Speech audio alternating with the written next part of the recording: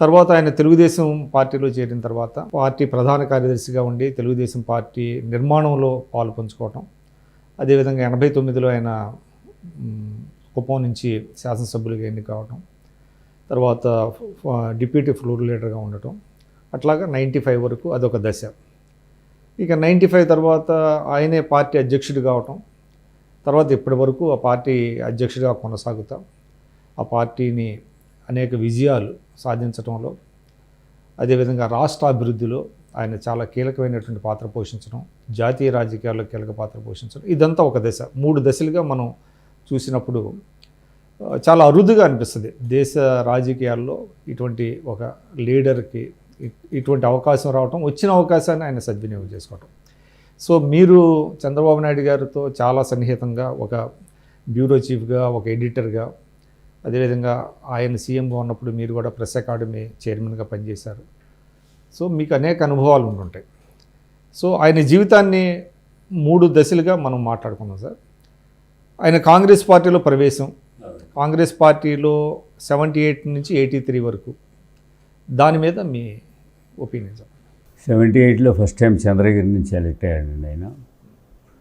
ఇప్పుడు కాంగ్రెస్ ఇందిరా కాంగ్రెస్ లేదా కాంగ్రెస్ అయ్యాడు. కాంగ్రెస్ చీలిపోయింది 77 లోక్సభ ఎన్నికల తర్వాత చీలిపోయింది. 78లో మనకి చీలిపోయిన తర్వాత అసెంబ్లీ ఎన్నికలు జరిగాయి. వెంగళరావు గారు చీఫ్ మినిస్టర్గా ఉన్నారు, బ్రహ్మానంద రెడ్డి గారు రెడ్డి కాంగ్రెస్ అధ్యక్షుడిగా ఉన్నారు. సో ఆ విధంగా ఆంధ్రప్రదేశ్ ఎన్నికలు చాలా ఇంట్రెస్టింగ్గా జరిగినాయి. అప్పుడు మనకి కర్ణాటక 2 జరిగాయి. దేవరాజ్ అర్స్ ఉండేవాడు అక్కడ, ఇక్కడ వెంగళరావు ఉండేవాడు. ఇద్దరు చాలా సక్సెస్ఫుల్ చీఫ్ మినిస్టర్స్ కింద లెక్క.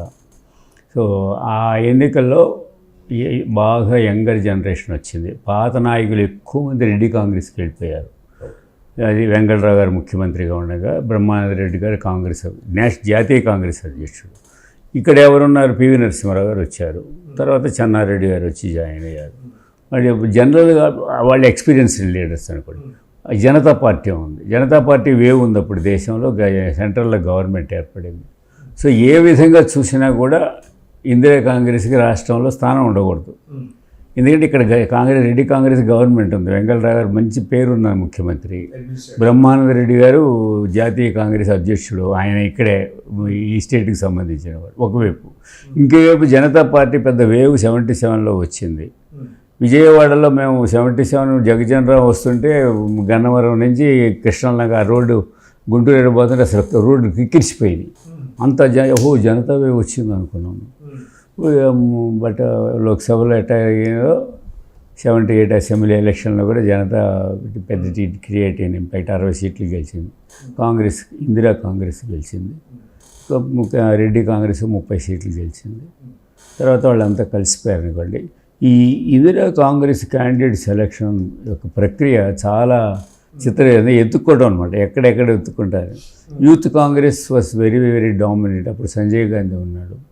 సో యూత్ కాంగ్రెస్ బాగా యాక్టివ్ అయింది. అప్పుడు మన దగ్గర కొమ్మినేని శాస్త్రిరావు యూత్ కాంగ్రెస్ ప్రెసిడెంట్ ఉండేవాడు. సో అక్కడ జయచంద్ర నాయుడు ఎవరు ఉన్నాడు చిత్తూరు కాంగ్రెస్. అప్పుడు ఈయన క్యాండిడేట్గా, అప్పుడు ఆయన విద్యార్థి రాజకీయాల నుంచి వచ్చారు, యూత్ కాంగ్రెస్ లీడర్ అక్కడ, plus Venkateswara university student leader, నేపథ్యం పోస్ట్ గ్రాడ్యుయేషన్ చేస్తాడు. సో ఈ నేపథ్యంలో ఆయనకి రాజకీయంగా బాగా ఇంట్రెస్ట్ ఉంది. అంతకుముందు ఎమ్మెల్సీ ఎలక్షన్ కంటెస్ట్ చేయాలనుకున్నాడు. బట్ అప్పుడు వెంకటరావు గారు వీళ్ళందరూ కూడా వద్దు, నీకు తర్వాత చేస్తామని ఆయనకి నచ్చజెప్పి ఆ ప్రయత్నం విరమింపజేశారు. చేసిన తర్వాత అట్లా ఆయనకి గుర్తింపు వచ్చింది. ఇవాళ పలానా చంద్రబాబు నాయుడు అంటే రాష్ట్ర స్థాయి నాయకులు గుర్తించారు ఆయన చిన్న యూత్ కాంగ్రెస్ లీడర్ అయిన. తర్వాత 70 చంద్రకి క్యాండిడేట్ ఎవరెవరు అన్నప్పుడు అందరూ ఈయన కుర్రాడండి, హుషారు. అంటే రాజగోపాల్ నాయుడు గారి రోల్ ఉందంటారు. నాయుడు గారు గురు సమానుడు అనుకోండి. ఆయన ఉంది, జయచంద్ర నాయుడు ఉన్నాడు, సుబ్రహ్మణ్య నాయుడు అని పక్కన శ్రీకాళహస్తి ఎమ్మెల్యే ఫ్రెండ్, ఆయనకి బాగా బాగుపెట్టి ఇట్లా ఆయనకు మొదటి నుంచి ఒక గొప్ప మిత్ర బృందం ఉండేది. ఆయనకి ఎప్పుడు సర్కిల్ ఉండేది. They always use to be very asset to him మొదటి నుంచి కూడా. నేను అంటే 78లో, నేను 79లో హైదరాబాద్ వచ్చినప్పుడు ఆయన న్యూ ఎమ్మెల్యే క్వార్టర్స్లో ఉండేవాడు. పెళ్లి కాలే ఆయనకి. ఇంకా వీళ్ళందరూ అక్కడ కలిసేవాడిని నేను మధ్యాహ్నం. ఎప్పుడు రూమ్ పక్కనే ఉండేది కదా. అట్లా తెలుసుకున్నాం. మీది సెక్రటేరియట్ ఎదురుగా ఉండేది. సెక్రటేరియట్ ఎదురుగా ఆఫీస్ దగ్గరే ఉండేది. ఎమ్మెల్యే క్వార్టర్స్ క్యాంటీన్ కూడా పాపులర్ అప్పుడు. యాక్చువల్గా టిఫిన్ తినాలనేది అక్కడికి పోయేట్టు ఉండేవాళ్ళు, మధ్యలో వాకబుల్. సో ఆయన ఉండేవాడు, ఆయన ఉన్నా లేకపోయినా ఈ రూమ్ అది ఓపెన్ ఉండేది, వీళ్ళు ఉండేవాళ్ళు కాసేపు కూర్చొని కబుర్లు చెప్పుకొని వచ్చేవాళ్ళు. అట్లా జరిగింది, అట్లా పరిచయం అయింది నాకు. మీడియా జనరల్గా ఎవరిని కూడా కించపరుస్తూ మాట్లాడటము, లేకపోతే అవమానించటము, నెగటివ్ థింకింగ్, నెగటివ్ ఇది టాక్ తక్కువ అయింది దగ్గర. మా బాగా సన్నిహితంగా ఉన్న వాళ్ళ దగ్గర ఒకటి రెండు మాటలు మాట్లాడచ్చు, కానీ ఎప్పుడు కూడా ఊరికి ఆనందించి ఏదో మాట్లాడి ఆనందించే టైపు కాదు. అందువల్ల ఆయన మాట్లాడించడానికి ఎక్కువ కష్టపడాల్సి వచ్చేది యాజ్ ఎ రిపోర్టర్లు కూడా. బట్ ఫ్రెండ్లీగా ఉండేవాడు. Is to be very friendly with the press మొదటి నుంచి కూడా. ఆయన అధికారం ఉన్నా లేకపోతే ఏముంది మొదట్లో అధికారం ఆయనకి వెళ్ళి. కానీ అక్కడ చిత్తూరు జిల్లాలో కూడా మీ కాంగ్రెస్ తరహా ఫ్యాక్షన్ రాజకీయాలు చాలా ఉన్నాయి. చాలా స్ట్రాంగ్. అమర్నాథ్ రెడ్డి గారు స్ట్రాంగ్ లీడర్ అప్పుడు. పివి నరసింహారావు గారు బాగా క్లోజు, కోన ప్రభాకర్ గారు క్లోజు. కోన ప్రభాకర్ గారు అప్పుడు పీసీ ప్రెసిడెంట్ ఉన్నారు. అయినా ఈయనకి మంత్రి పదవి లభించింది. మంత్రి పదవి లభించింది. అంటే మొట్టమొదట 78లోనే ట్రై చేశారండి యంగ్స్టర్స్. ఇప్పుడు రాజశేఖర్ రెడ్డి, కేఈ కృష్ణమూర్తి, చంద్రబాబు నాయుడు, సుబ్రహ్మణ్యం నాయుడు, ఇట్లా 10-12 మంది యంగ్స్టర్ ఎమ్మెల్యేలు బ్యాచ్గా ఉండేవాళ్ళు. సో మొట్టమొదటి వీళ్ళు అడిగారు అందరూ, మాకు కూడా ఇవ్వండి, మేము వచ్చాము యంగ్స్టర్ అంటే. ఫస్ట్ టైం ఎమ్మెల్యేలకి ఇవ్వమని ప్రిన్సిపల్ పెట్టాడు ఆయన వల్ల. బట్ నాదెల్ భాస్కర్రావుకి ఇచ్చాడు కూడా, వేరే విషయం. భాస్కర్ విజయవాడ నుంచి గెలిచాడు కదా. సో అది పోయిన తర్వాత అంజయ్ గారు వచ్చారు. అంజయ్ గారు వచ్చిన తర్వాత ఈ ఎంకరేజ్ ఆల్ యంగ్స్టర్స్ అందరూ మంత్రులు అయ్యారు వీళ్ళంతా. అప్పుడు 63 అయిన తర్వాత గొడవ చేసిన తర్వాత 45కి తగ్గింది. బట్ ఈ సర్వైవ్. అప్పుడు రామదేవ్ కింద ఈయన మినిస్టర్ ఆఫ్ స్టేట్గా ఉండేవాడు మొదట్లో, పశుగణాభివృద్ధి శాఖ ఏదో ఉండేది. తర్వాత మళ్ళీ 63లో కూడా ఈయన ఈ సర్వైవ్డ్ యాజ్ ఎ మినిస్టర్. తర్వాత సినిమాటోగ్రఫీ, మైండ్ ఇరిగేషన్ కొద్దికాలం చేశారు తరసిమ.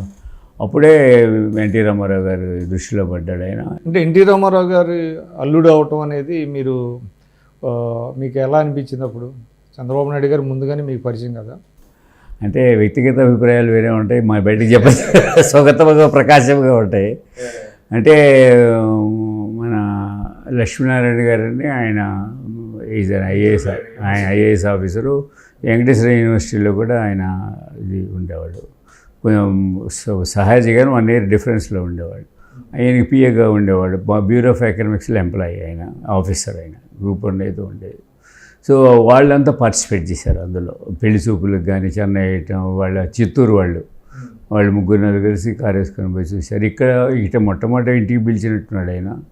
సో ఇదే నేనేం ప్రత్యక్షంగా మనకు తెలిసింది కాదు, వినటమే. అప్పుడు మనకి అంత ఇదేం లేదు. అందులో ఎన్టీ రామారావు గారి క్యాంప్ గురించి మనకు అసలు సినిమా కదా, మనకు అసలు తెలియదు. బట్ ఆయన చూశాడు. తర్వాత కొంచెం ఆలోచించి అటు ఇటు చేసిన తర్వాత ఓకే చేసుకుందాం అని. సో అదొక మేలు మలుపు కింద మనం భావించవచ్చా ఆయన జీవితంలో? చాలా. మీకు ఒక విషయం చెప్పాలి, నా impression, whether anybody agrees or not, Chandrababu Naidu garu అతి మామూలు మధ్యతరగతి కుటుంబం నుంచి వచ్చినటువంటి కుర్రాడు. ఒక టౌన్కి దగ్గరగా ఉన్న పల్లెటూరు నుంచి వచ్చి టౌన్లో చదువుకున్న కుర్రాడు. ఆయన రాజకీయాల్లో కానీ పబ్లిక్ లైఫ్లో ఉండాలనే ఆశ మొదటి నుంచి ఉండేది. స్టూడెంట్ యూనియన్ పాలిటిక్స్లో ఉన్నాడు, యూత్ కాంగ్రెస్లో ఉన్నాడు. సో ఆ విధంగా చూసినప్పుడు అది తప్ప అదర్వైజ్ ఆర్థికంగా ఆయన చాలామందితో పోలిస్తే తక్కువ వస్తాయి అప్పటి కాంగ్రెస్ పార్టీలో. ఒక 2,000 రూపాయలు పెట్టుకుంటే తప్ప ఢిల్లీ వెళ్ళి రాజకీయం చేయలేని పరిస్థితి అప్పుడు ఉండేది.